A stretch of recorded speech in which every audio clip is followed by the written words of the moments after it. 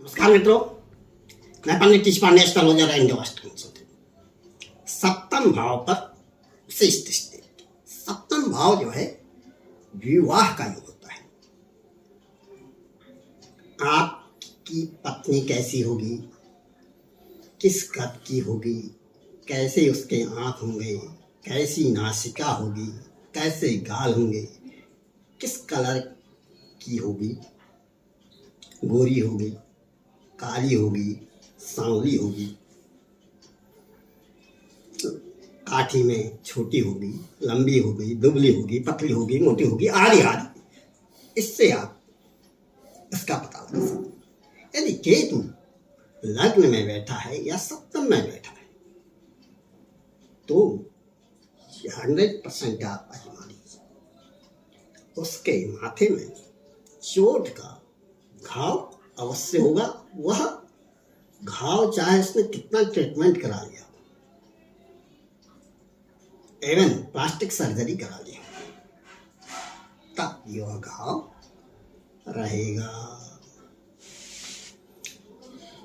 सप्तम भाव से यह पता चलता है यदि केतु है और सूर्य की उस पर दृष्टि पड़ रही है या चंद्रमा है उस पर सूर्य की दृष्टि पड़ रही है तो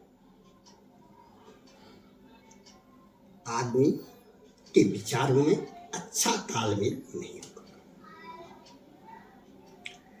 केतु विवाह में अड़चने लाता है। सप्तम भाव में केतु बैठा है, राहु से दृष्ट है या सूर्य से दृष्ट है तो 100% तलाक का योग बनता है। मैं एक वृत्तांत सुनाता हूं। वृत्तांत के अभी की बात है, रिसेंटली 15 दिन पहले की बात। तो मेरे पास जयपुर से एक सज्जन आए थे अपनी बिटिया की कुंडली को लेकर। उन्हें फलाने ज्योतिष को हमने दिखाया, शहर में 3-4 ज्योतिष को हम दिखा लिए हैं। आपका मैंने YouTube में प्रोग्राम देखा, इसलिए मैं यहाँ तक पहुँच गया। मैंने कहा बताइए कि इसके जो है दाहिने वाले अंग में कोई घाव के निशान है या नहीं है। उसने कहा आपने कैसे बता दिया? क्या यही तो ज्योतिष है। ज्योतिष और क्या है? ये तो कोई भी बता देगा जिसने देखा है। उसका ऐसा कलर है, वो ऐसे बोलता है, ऐसे हंसता है, आदि आदि। ज्योतिष तर्कादर्शी है, वेद का तीसरा नेत्र है।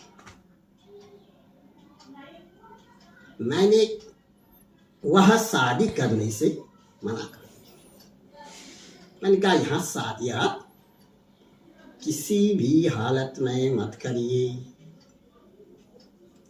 अदरवाइज डिवोर्स हो जाएगा। तलाक के 100% योग बनते हैं। ठहर गए, ज्योतिषों के बाद दिल्ली में दिखाया कई लोगों को, सब ने अपने लेटर पैड में लिख दिया। किसी ने तो डेट भी निकाल दी, इस डेट में आप करेंगे तो सारे अरेस्ट कर जाएंगे, इसलिए शादी कर लीजिए, इससे अच्छा वर कहीं नहीं मिलेगा। पुनः मेरे पास आए। मैंने कहा देखिए यह मोल भाव करने का विषय नहीं। आप देख रहे हैं वहां आलू 10 रुपया किलो है, एक जगह 8 रुपया किलो है, एक जगह 9 रुपया किलो है, एक जगह 7 रुपया किलो है, एक जगह 20 रुपया किलो है। ऐसे ही कोई भी सामान है, मैं उदाहरण दे रहा हूं आलू का, है तो है, जिसको जो बिकना है वो बिकेगा। मेरा ज्योतिष जो कहता है मुझे आपको भ्रमित नहीं करना है, मुझे आपका नुकसान नहीं करना है। आप तो मुझे पैसा देंगे, 1100 रुपया देंगे। आप प्रश्न पूछ रहे हैं मैं 1100 रुपया लेता हूँ, 1100 रुपया मैं भी अपनी तिजोरी में डाल लूँगा। आप भी चलते रहेंगे, मैं भी कहूँगा चल। हेलो, टाटा बाय बाय करो। परंतु मैं आपका नुकसान किसी भी कीमत में नहीं चाहता हूँ। उस शादी से मैंने उनको मना कर दिया। अभी रिसेंटली परसों की बात है, परसों मीन्स ऑन संडे, संडे को पता चला कि उस लड़के की जिससे उनकी शादी हो रही थी, कार एक्सीडेंट में मौत हो गई। तो शव धरा का धरा रह गया। इसलिए जन्म कुंडली का विचार करते समय ज्योतिषियों को यह बातें भी अच्छी तरह देखनी चाहिए। सबसे पहले मैं 1-2 बार पहले भी कह चुका हूं, आप सबसे पहले यह देखिए, दोनों में, पति के लिए भी यह लागू होता है, पत्नी के लिए, उन दोनों की आय पूर्ण है या नहीं है। भैया राजयोग आ रहा है, 65 साल में आ रहा है, लेकिन मृत्यु होगी 40 साल में, गया। सबसे पहले तो यह देखिए कि उसकी आय पूर्ण है या नहीं है। दूसरी चीज यह देखिए कि उसका स्वास्थ्य ठीक रहेगा या नहीं रहेगा। तीसरी चीज देखिए कि दाम्पत्य जीवन इनका सुखी रहेगा या नहीं रहेगा। चौथी चीज देखिए कि धन आएगा नहीं आएगा, प्रॉपर्टी होगी या नहीं होगी, फास्ट प्रॉपर्टी होगी नहीं होगी। बहुत से लोग चाहते हैं फास्ट प्रॉपर्टी, बहुत बड़ा घर चाहिए, तो ये होगा नहीं होगा देख लीजिए।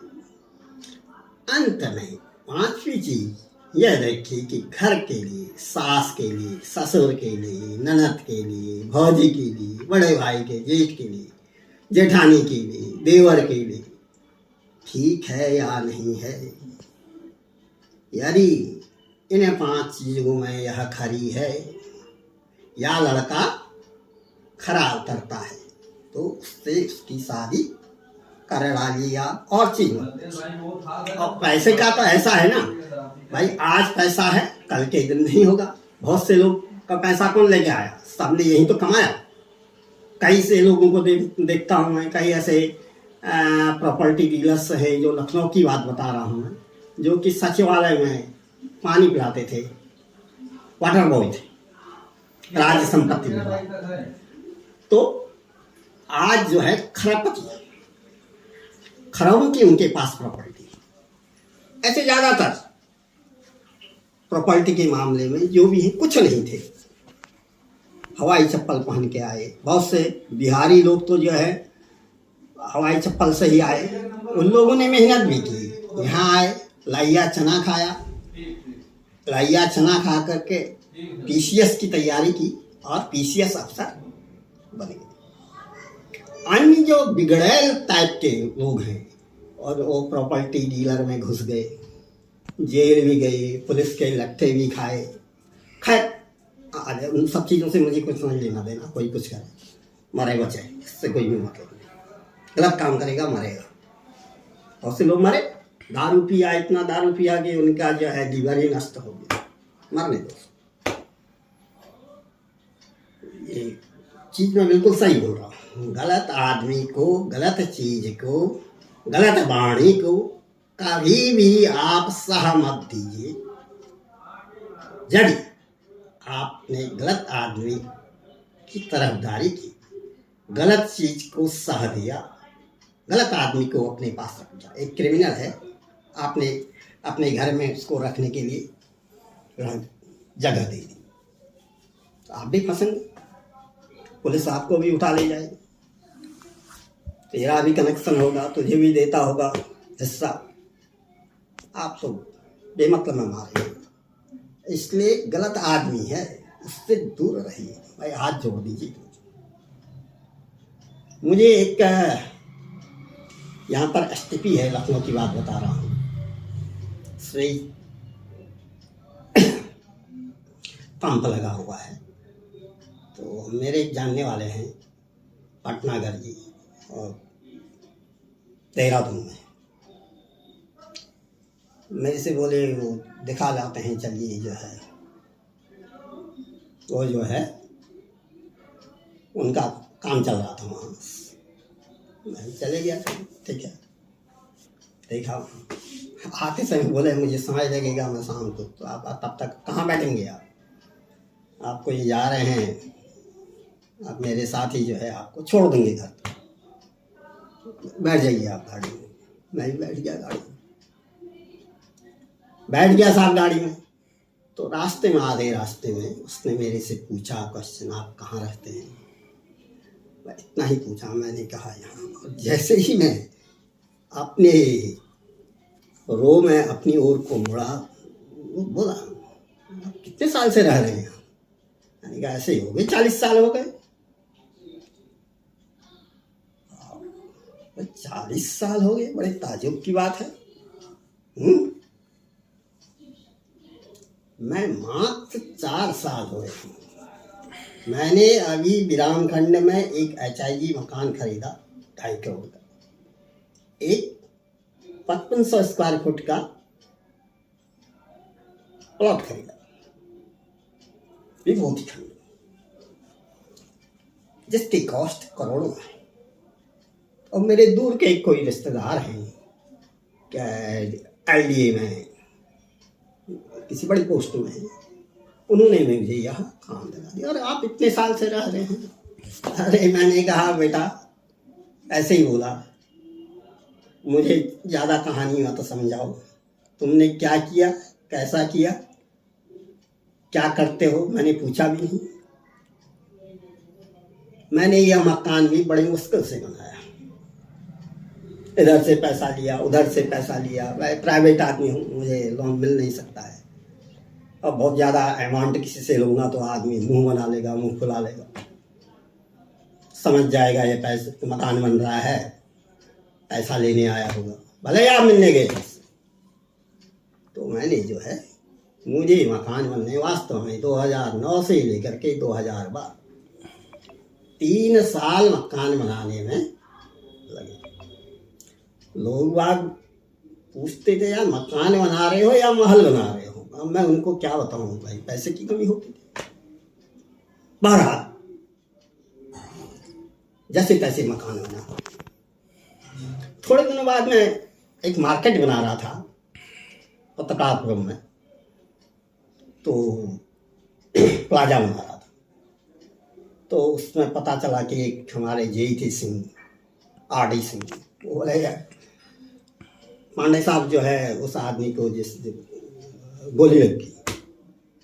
मैंने कहा कैसे लग गई गोली? वो बोले वो मिट्टी का ही भरान हरान काम करते हैं, लेन देन में जो है ठोक दिया किसी ने। बहुत शॉर्ट जिंदगी होती है ऐसे, बहुत ही शॉर्ट।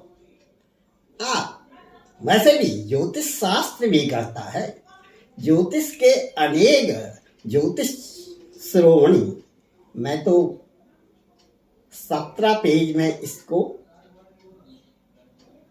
व्याख्या करी कि संयमित आदमी लंबा जीता है, उसको कोई रोग नहीं होगा, कोई शोक नहीं होगा, कोई बुरी चीजें उसको दबा नहीं पाएंगी। इसलिए कोशिश कीजिए, कोशिश कीजिए, कोशिश कीजिए। कष्ट आते हैं, सबके पास कष्ट आते हैं। जब कष्ट आते हैं तो सबसे अच्छा सूत्र यह है, सबसे अच्छा उपाय यह है, आपको एको पैसा खर्च नहीं करना है।